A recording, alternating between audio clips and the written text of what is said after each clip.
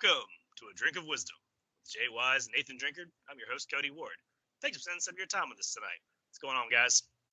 Let's talk some sports, baby. This is A Drink of Wisdom.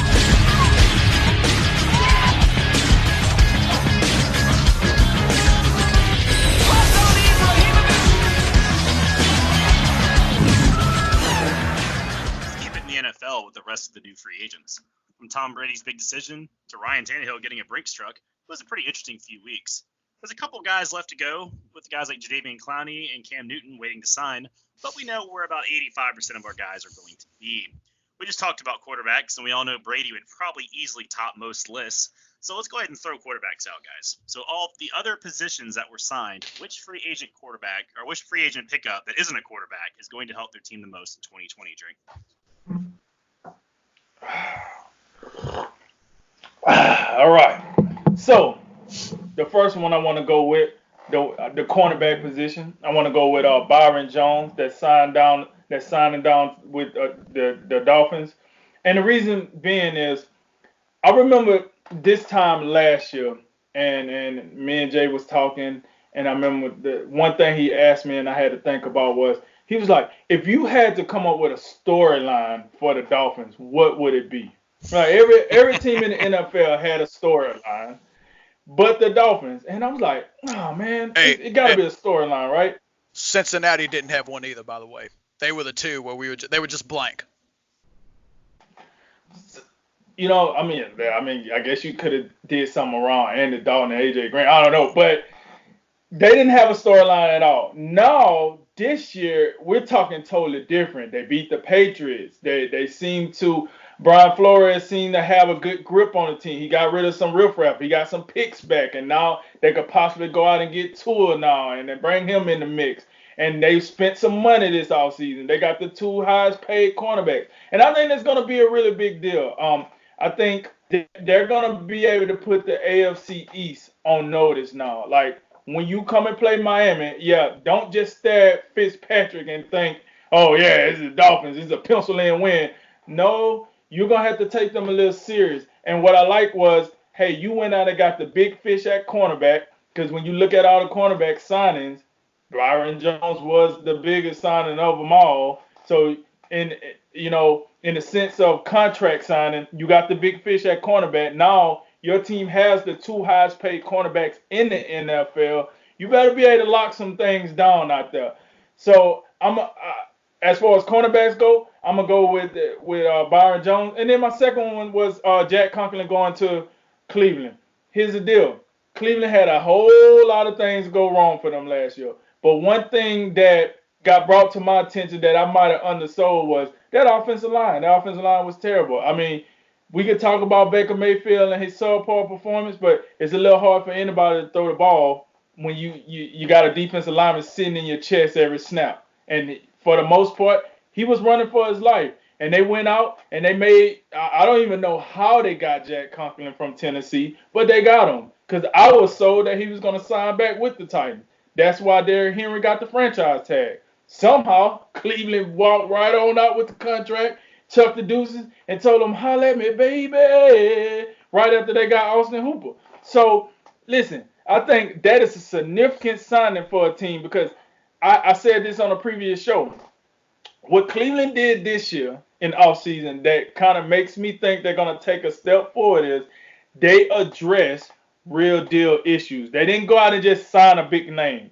They signed a name that they needed. I.e., they needed an upgrade at tight end. They went and got one. They needed an upgrade in the offensive line. They went and got one. They need some defense piece. They went and got them. They need an upgrade in coach. They got one. So what they did, the moves that they made, makes me believe that they won't be the paper bag over the head Browns much more longer.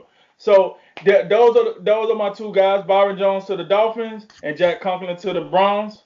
That's what I got. Yeah, real quick in regards to the coaching point and the upgrade there for Cleveland. They couldn't downgrade, that's for sure. So we'll just leave it there. We're not gonna bang on Freddie Kitchens too much today. But hey, I'm looking when I look at free agency and we see this year to year. One of the things I'm looking at is the day one free agency. The first day of it is it's just a mad, crazy spending spree, and you see those are the signings where there's a lot of overpaying going on. I love the Byron Jones. I love the Byron Jones contract.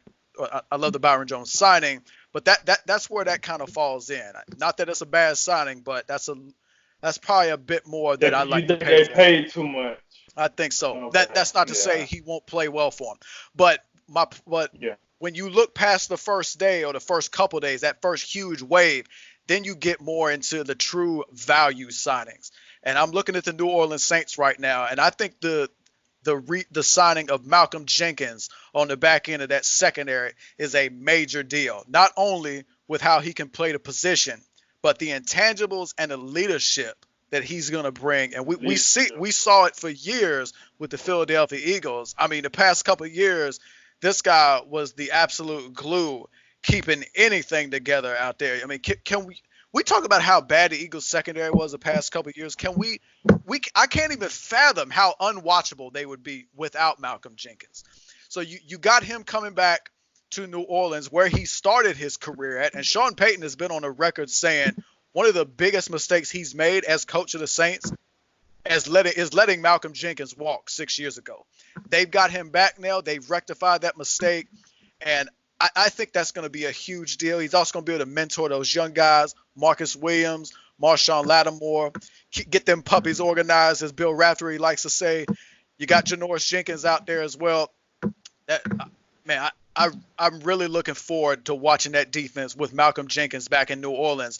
And on the flip side, on the other side, another great value sign the Saints made is bringing in the veteran wide receiver Emmanuel Sanders. Those two signings, I think, were absolutely huge. They didn't make a lot of flashy headlines, but I think they're going to be very impactful. And you talked about this last year, and you were pretty much on the money. The Saints, they did struggle throughout the season to stretch the field vertically. We know how great Michael Thomas is in the short intermediate game and over the middle. And I brought up the point of Jared Cook. Jared Cook throughout the season, he became more of a downfield target. But you really like to have somebody outside of numbers that can stretch the defense vertically. And even at the advanced age of 33, I think Emmanuel Sanders can still do that. Again, I bring it up once again, one of the plays in that Super Bowl, the final chance for the 49ers, Jimmy Garoppolo overthrew an open Emmanuel Sanders who had beat a double team on a post route. That happened. So I think he's still got a lot of juice left. I thought he looked great last season coming off an Achilles. Let's not forget this. He played a 17-game regular season. When he got traded from Denver, they hadn't had their bye week. He gets over to San Francisco. They'd already had their bye week. That's one of those things that people and he was talking about the contract that he signed in the negotiations because the Packers and a couple other teams were looking at him and trying to lowball him, and that was one of the things he brought up. I'm durable as they come, and I think he's absolutely right. So those two signs, I think they're a huge deal for New Orleans. I like the Jack Conklin sign, and your point about the Browns' offensive line being a mess is absolutely right.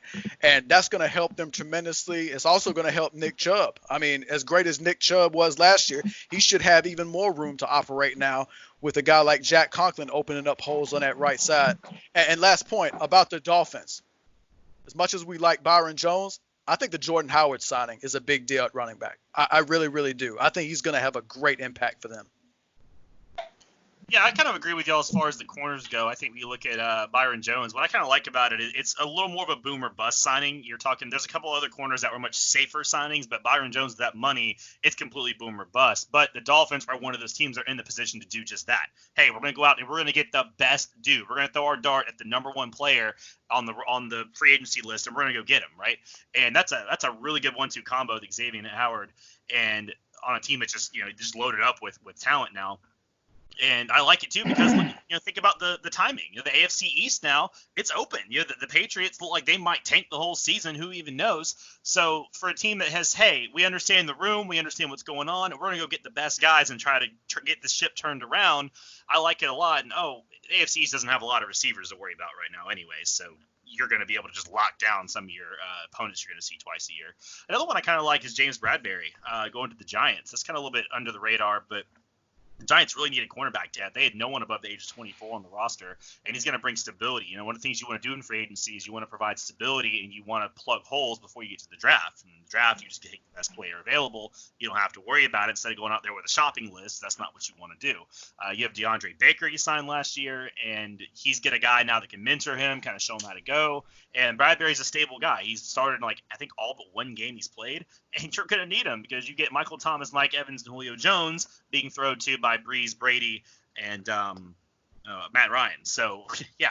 And for value, I would actually say I'm going to be a little bit of a homer, but the Joe Schobert signing for Jacksonville was good, mostly because Miles Jack gets to go back to the position he actually plays. And if that defense is going to rebuild, they just got a little bit of a 2-for-1. You get a very good player in Schobert in the middle, and you get to kick Jack back to the outside, and it does fill a big hole. So there was a couple guys like that you sign, and you get a player that moves back that's filling another spot, and that's a very nice thing to get kind of that 2-for-1 special there. So, yeah, I like the corners, though, the most because that's a position you got to have, but you can also go solve in free agency without drafting the guy and going through the lumps of them learning, and it makes you a lot better, immediately.